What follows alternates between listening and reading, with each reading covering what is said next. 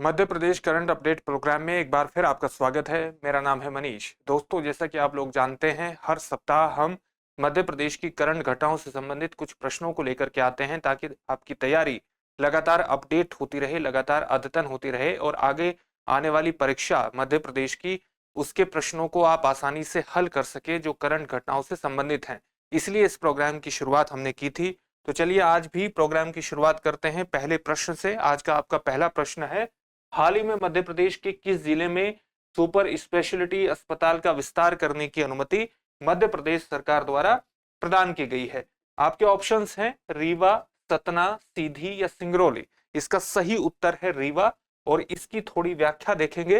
व्याख्या यह है कि मध्य प्रदेश सरकार ने रीवा में सुपर स्पेशलिटी अस्पताल के विस्तार के लिए 164 करोड़ रुपए की हाल ही में मंजूरी प्रदान की है।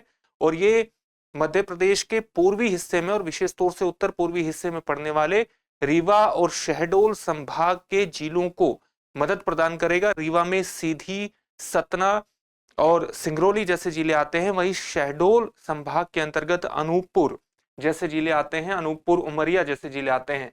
इन संभाग के लोगों को इससे लाभ होगा और उन संभागों का सबसे बड़ा सुपर स्पेशलिटी अस्पताल यही है जिसके विस्तार को हाल ही में मंजूरी प्रदान की गई है। आज का आपका अगला प्रश्न है, हाल ही में मध्य प्रदेश सरकार ने स्टार्टअप से जुड़े व्यक्तियों के लिए राष्ट्रीय प्रतियोगिताओं में भाग लेने के लिए प्रतिपूर्ति के रूप में कितनी धनराशि का प्रावधान किया है? आपको प्रतिपूर्ति के रूप में कितनी धनराशि का प्रावधान किया गया है ये बताना है। और आपके ऑप्शंस हैं 25,000 रुपए, 50,000 रुपए, 1 लाख रुपए या 1.5 लाख रुपए। इसका सही उत्तर है 50,000 रुपए। और इसकी भी थोड़ी सी व्याख्या देखेंगे। मंत्रिपरिषद ने, यानी मध्य प्रदेश की मंत्रिपरिषद ने राज्य में स्टार्टअप नीति को लेकर महत्वपूर्ण निर्णय लिए हैं। और इन निर्णयों में क्या किया गया है कि सभी स्टार्टअप लोग, यानी स्टार्टअप से जुड़े हुए व्यक्ति राष्ट्रीय अंतर्राष्ट्रीय प्रतियोगिताओं में अगर भाग लेना चाहते हैं तो उन्हें राष्ट्रीय प्रतियोगिताओं में भाग लेने के लिए 50,000 रुपए और अंतर्राष्ट्रीय प्रतियोगिताओं में भाग लेने के लिए 1.5 लाख रुपए की प्रतिपूर्ति राज्य सरकार द्वारा दी जाएगी ताकि वो वहां पर अपनी योग्यता का प्रदर्शन कर सकें। और किसी स्टार्टअप के लिए यह राशि जो है वो एक वित्तीय वर्ष में एक बार और पूरे कार्यकाल में उसके 2 बार दी जाएगी। यह एक महत्वपूर्ण निर्णय है राज्य में स्टार्टअप को बेहतर, राज्य में एक स्टार्टअप इकोसिस्टम क्रिएट करने के लिए, एक पारिस्थितिकी तंत्र का निर्माण करने के लिए, ताकि स्टार्टअप न केवल आर्थिक गतिविधियों के विस्तार का कारण बने बल्कि रोजगार का भी एक महत्वपूर्ण माध्यम बने। अगला प्रश्न है, पार्वती काली सिंध चंबल परियोजना में राज्य द्वारा कितने प्रतिशत का निवेश योगदान किया जाएगा? आपको राज्य के योगदान के बारे में बताना है। और आपके ऑप्शंस हैं 40%, 30%, 20% या 10%। इसका सही उत्तर है 10%। इसकी भी थोड़ी व्याख्या देखेंगे। करीब 2 दशक से लंबित पार्वती काली सिंध चंबल लिंक परियोजना अब प्रधानमंत्री की पहल से क्रियान्वित की जाएगी।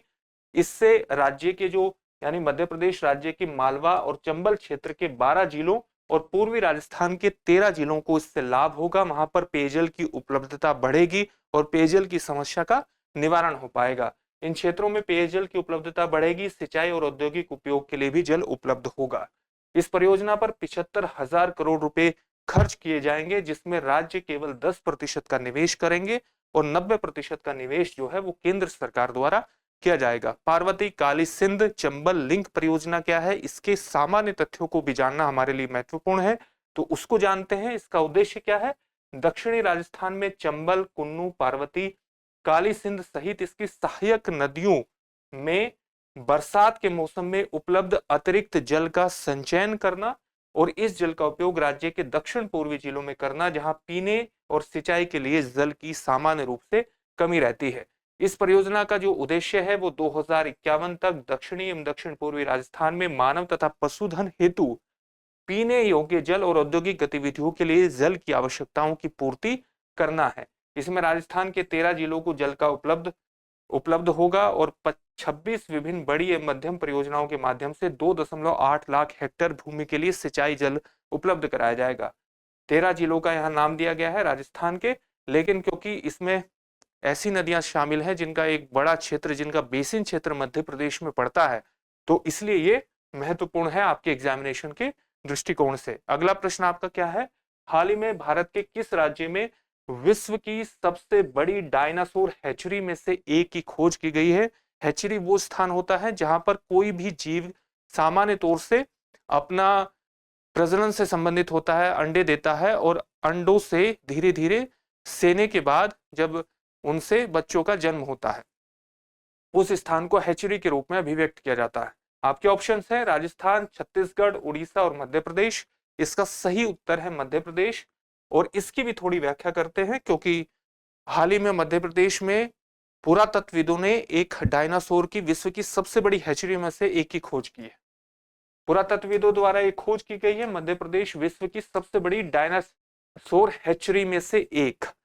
राज्य के कई जिलों में विस्तृत नर्मदा घाटी में सैकड़ों डायनासोर के अंडे और घोंसले के जीवाश्म मिले हैं, जो कि सबसे बड़े ज्ञात डायनासोरों में से एक शाकाहारी टाइटेनोसोर से संबंधित है।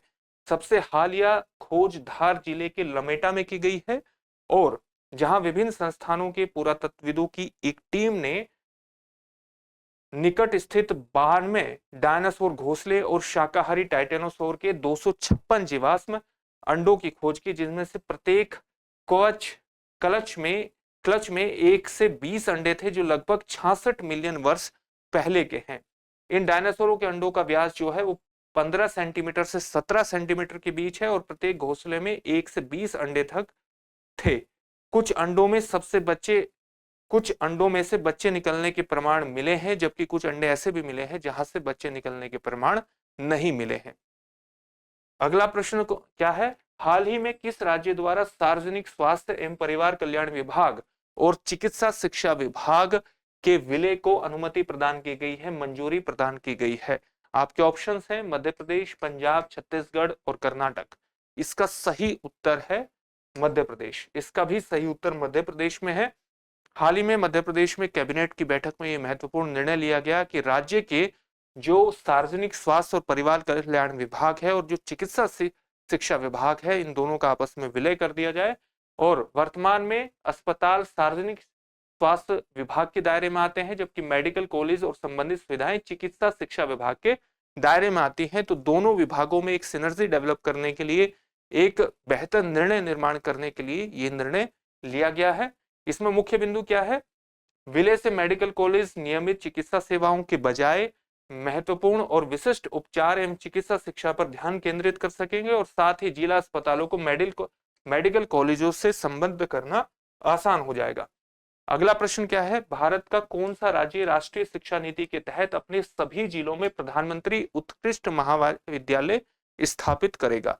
आपके ऑप्शंस हैं उत्तर प्रदेश, बिहार, मध्य प्रदेश या उपरोक्त में से कोई नहीं। इसका भी सही उत्तर है मध्य प्रदेश। मध्य प्रदेश ने हाल ही में निर्णय लिया है कि राष्ट्रीय शिक्षा नीति के तहत अपने सभी 55 जिलों में प्रधानमंत्री उत्कृष्ट महाविद्यालयों की स्थापना वो करेगा। इसलिए राष्ट्रीय शिक्षा नीति 2020 के सामान्य तथ्यों को जानना जरूरी है। इसका लक्ष्य है भारत को एक वैश्विक ज्ञान महाशक्ति बनाना। आजादी के बाद से भारत में शिक्षा के ढांचे का तीसरा सबसे बड़ा सुधार है। एनईपी यानी नेशनल एजुकेशन पॉलिसी 2020 का लक्ष्य भारत को एक वैश्विक ज्ञान महाशक्ति बनाना है। ये दोबारा तथ्य यहाँ दे दिया गया है। स्वतंत्रता के बाद से भारत के शिक्षा ढांचे में तीसरा सबसे बड़ा सुधार, माफ कीजिएगा, ये दोनों पॉइंट्स यहाँ पर रिपीट कर दिए गए हैं। पहले की दो जो शिक्षा नीतियां आई थी, वो पहली आई थी 1968 में और दूसरी 1986 में आई थी। तो इस तरह से आप कह सकते हैं कि व्यापक तौर पर भारत की तीसरी शिक्षा नीति है, जिसको वर्ष 2020 में लाया गया, और इसी के तहत मध्य प्रदेश के 55 जिलों में महाविद्यालय, प्रधानमंत्री उत्कृष्ट महाविद्यालय स्थापित किए जाएंगे, ताकि राज्य शिक्षा के क्षेत्र में होने वाली क्रांति का एक भाग बन सके और भारत को ज्ञान का एक उत्कृष्ट केंद्र बनाने में अपना योगदान कर सके। आप अगला प्रश्न है, निम्नलिखित में से किस या किन राज्य या राज्यों की सीमा मध्य प्रदेश के उत्तर पूर्वी जिले सिंगरौली से लगती है? मध्य प्रदेश में एक उत्तर पूर्वी जिला है सिंगरौली, उस जिले की सीमा आपको बतानी है किस अन्य राज्य या राज्यों से लगती है। आपके ऑप्शंस हैं उत्तर प्रदेश, छत्तीसगढ़, झारखंड, ए और बी दोनों। इसमें आप देख लेते हैं कि सिंगरौली की स्थिति कहाँ है। ये सिंगरौली जिला है, मध्य प्रदेश के उत्तर पूर्वी हिस्से में है, और ये जो सीमा है ये उत्तर प्रदेश की है यहाँ तक, और यहाँ से सीमा शुरू हो जाती है छत्तीसगढ़ की। तो सिंगरौली जिले की सीमा जो है वो दोनों राज्यों से लगती है। यानी उत्तर प्रदेश से भी लगती है और छत्तीसगढ़ से भी लग जाती है, तो इसका उत्तर हो जाएगा डी। ये कुछ प्रश्न थे जो आगामी परीक्षा में आपकी मदद कर सकते हैं। फिर से एक नए सेशन में आपसे मुलाकात होगी। धन्यवाद। डियर व्यूअर्स, अपने एग्जाम की तैयारी को और बेहतर करने के लिए हमारे चैनल को लाइक, शेयर और सब्सक्राइब करना न भूलें।